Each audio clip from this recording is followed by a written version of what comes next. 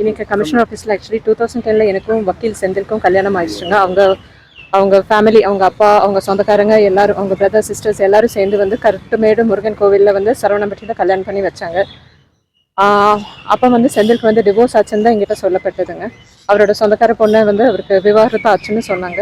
அதுக்கப்புறம் கல்யாணம் பண்ண பிறகு நாங்கள் சேர்ந்து வாழ்ந்தோம். எங்கள் அவனாசி ரோடு, அப்புறம் பாசின், இந்த மாதிரி இடத்துல சேர்ந்து வாழ்ந்தோம்.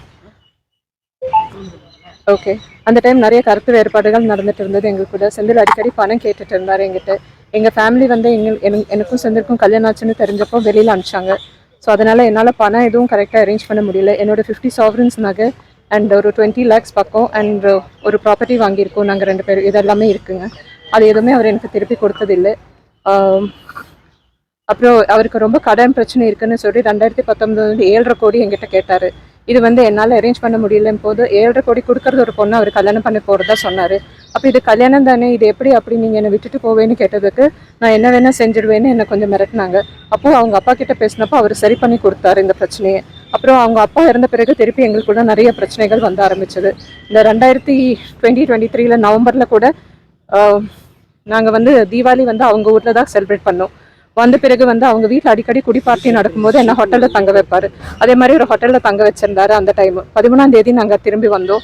15ஆம் தேதி அவர் தான் என்னை அங்கேருந்து செக் அவுட் பண்ணி கூட்டிகிட்டு வந்தார்.